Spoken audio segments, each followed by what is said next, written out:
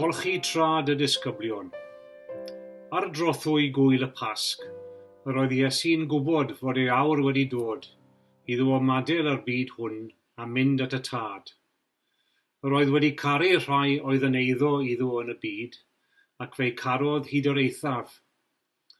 Yn ystod swper, pan oedd y diafol eisoes wedi gosod yng nghalon Judas, fab Simon Iscariot, y bwriad i'w fradychu ef, dyma Iesu ac yntau'n gwybod bod y tad wedi rhoi pob peth yn ei ddwylo ef, a'i fod wedi dod oddi wrth Dduw, a'i fod yn mynd at Dduw, yn codi o'r swper ac yn rhoi ei wisg o'r neilltu, yn cymryd tywel ac yn ei glymu am ei ganol.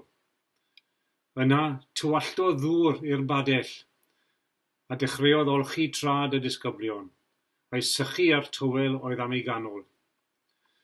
Dath at Simon Pedr yn ei dro, ac meddai ef wrtho, arglwydd, a wyt ti am olchi fy nrad i? Atebodd Iesu ef, ni wyddos ti ar hyn o bryd beth yr wyf am ei wneud, ond fe ddoi i wybod ar ôl hyn. Meddai Pedr wrtho, ni cheid i olchi fy nrad i byth. Atebodd Iesu ef, os na chafi dy olchi di, nid oes lle i ti gyda mi. Arglwydd, meddai Simon Pedr wrtho, nid fy nrad yn unig, ond golch fy nwylo am pen hefyd. Dywedodd Iesu wrtho, mae'r sawl sydd wedi ymolchi drosto yn lan i gyd, ac nid oes arno angen golchi dim ond ei drad. Ac yr ydych chi yn lan, ond nid pawb ohonoch, oherwydd gwyddai pwy oedd am ei fradychu. Dyna pam y dywedodd, nid yw pawb ohonoch yn lan.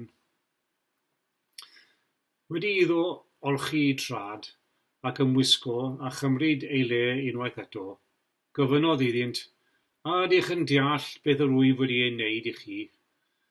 Yr ydych chi'n fy ngalw i yn athro ac yn arglwydd, a hynny'n gwbl briodol oherwydd dyna wyf fi.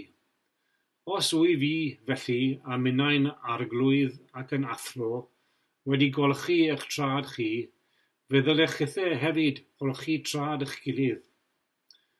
Yr wyf wedi rhoi esiampl i chi, yr ydy chithau i wneud fel yr wyf fi wedi ei wneud i chi. Yn wir, rwy'n dweud wrthych, nid yw unrhyw was yn fwy na'i feistr, ac nid yw'r un a anfonir yn fwy na'r un a'i hanfonodd. Os gwyddoch y pethau hyn, gwyn eich byd os gweithredwch arnynt. Nid wyf yn siarad amdanoch i gyd, yr wyf fi'n gwybod pwy a ddewises, ond y mae'n rhaid i'r ysgrythyr gael ei chyflawni. Y mae'r un sy'n bwyta fy mara i wedi codi sawdl yn fy erbyn. Yr wyf fi'n dweud wrthych yn awr cyn i'r peth ddigwydd, mwyn i chi gredu pan ddigwydd mae my fi yw. Yn wir, rwy'n dweud wrthych y mae'r sawl sy'n derbyn unrhyw un a anfona fi yn fy nerbyn i, ac y mae'r sawl sy'n fy nerbyn i yn derbyn yr hwn am hanfonodd i. Wrth edrych Iesu ar dy groes, a meddwl dy dangau loes, pryd hyn rwyfan dibrisio'r byd, a'r holl o gonian syanddo i gyd.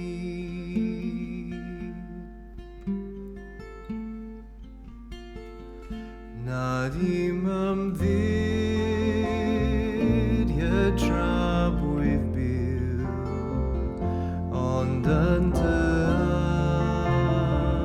angau difyniw, dy boenau di a farol glwm.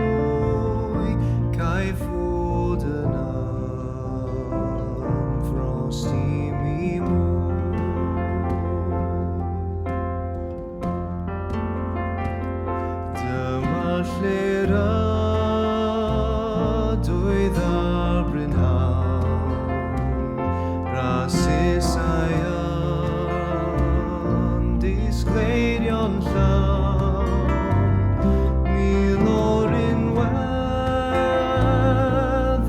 yn gytun, yn brynu'r bwrdd giliedig ddyn.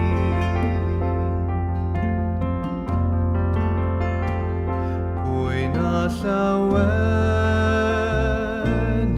dan y lwys, tristwch a chaf.